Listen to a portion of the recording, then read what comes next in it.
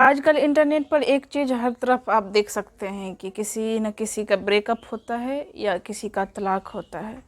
वो भी बड़े लोगों का, मतलब छोटे लोगों का भी होता है लेकिन उतना आपको पता नहीं चलता होगा। लेकिन जो भी बड़े लोग हैं, स्टार हैं, सेलिब्रिटी हैं, क्रिकेटर हैं, बड़े बिजनेसमैन हैं, बड़े बड़े पद पे रहने वाले लोग हैं, जो जिन लोगों का तलाक हो रहा है या फिर ब्रेकअप हो रहा है, काफ़ी लंबे समय से चलने वाले रिश्ते भी टूट रहे हैं। तो क्या कारण है, ऐसा क्यों हो रहा है? आज मैं इसी मुद्दे पर आपसे बात करूंगी। ऐसा कैसे होता है कि मैं खुद ही देखती हूँ कि एक साल पहले जो लोग इतने प्यार में डूबे हुए रहते हैं, अचानक से खबर आती है कि ये लोग अलग हो चुके हैं, तलाक हो चुका है। तो इसका कुछ मूल कारण है जिस पर लोग बात नहीं करते हैं और इसलिए ऐसा होता है। अभी हाल ही में अगर देखा जाए तो एक बड़ा नाम है, मतलब अभिषेक बच्चन, ऐश्वर्या राय, जिन लोगों का तलाक हुआ। मतलब कम से कम इन लोगों से तो मुझे पर्सनली उम्मीद नहीं था कि मतलब ये लोग कभी अलग होंगे, लेकिन हो गए। तो इस ऐसी चीज़ों का एक कारण है, साइकोलॉजिकल कारण है, जिसे हमें समझना पड़ेगा। कोई इससे भी पहले एक क्रिकेटर है हार्दिक पांड्या, जिसका तलाक हो गया, जबकि ये तो मतलब एक क्या दो दो बार शादी किया इसने, फिर भी तलाक हो गया। जब शुरू शुरू में इन लोगों का एंगेजमेंट भी हुआ था तो मतलब काफ़ी ऐसा लग रहा था कि एक दूसरे के लिए कितना प्यार है, लेकिन ऐसा कैसे होता है कि रिश्ता टूट जाता है? तो इसका कारण यही होता है कि हम लोगों में भी होता है कि अचानक से हम किसी से मिलते हैं, हमें लगता है कि यही हमारी ज़िंदगी है। हम लोग किसी किसी भी बड़े सवाल पे चर्चा नहीं करते जब एक दूसरे से मिलते हैं। तो जब हम किसी रिश्ते में शुरुआत में ही होते हैं तो हम कोई भी ऐसी चीज़ों पे, किसी भी ऐसी चीज़ों पे बात करना नहीं चाहते हैं जिससे कि हमारा रिश्ता ख़राब हो जाए।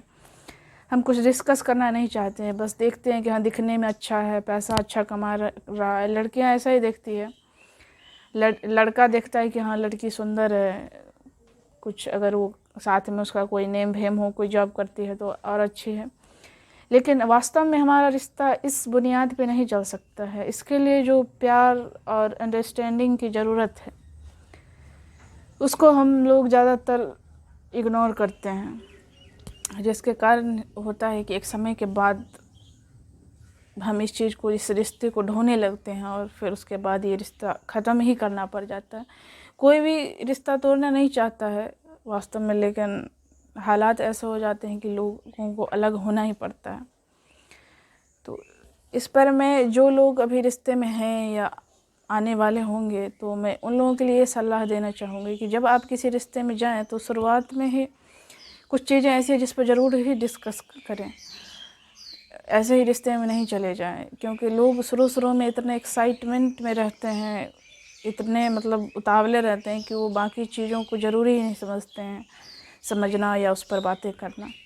लेकिन बाद में फिर यही चीज़ें भारी पड़ने लगती हैं कि हमारा रिश्ता एक चलेगा लंबे समय पर तक, तो वो सिर्फ विचारों के आधार पर ही चल सकता है। दो व्यक्ति हैं, जब तक उसका विचार नहीं मिलता हो, ये लोग एक ही सोच समझ के ना हो, उनके जीवन के लेकर उनका नज़रिया एक नहीं होगा, तो ये लोग ज़्यादा दिन तक एक साथ नहीं रख सकते हैं। लेकिन जब आजकल जितनी भी शादियां हो रही है या गर्लफ्रेंड बॉयफ्रेंड भी हो रहे हैं, खुद शादी कर रहे हैं, तो ये लोग भी ज़्यादातर इन मुद्दों पे बात थोड़ी करते हैं। अगर इस तरह का सवाल किया जाए 5-10 अच्छा ढंग का सवाल, तो ज़्यादातर रिश्ते तो ख़त्म ही हो जाएंगे, शुरू ही नहीं होगा। क्योंकि मैं देखती हूँ कि जो आम लोग होते हैं, ये ज़्यादातर कुछ अगर इनसे पूछ दिया जाए 3-4 सवाल ढंग का, तो ये चिढ़ जाते हैं, तो रिश्ते तो बनना दूर की बात है। तो आप यही ट्रिक अपनाएं कि अगर किसी रिश्ते में जाए तो ढंग का कुछ 5-10 सवाल जो हो, अगर आपको नहीं पता है तो आप मेरे से सजेशन ले सकते हैं, मैं आपको बता दूंगी। आप इस तरह का सवाल करिए, अगर वो जवाब देता है, अगर वो वास्तव में आपसे प्यार करता होगा तो वो जवाब भी देगा और वो रहेगा भी।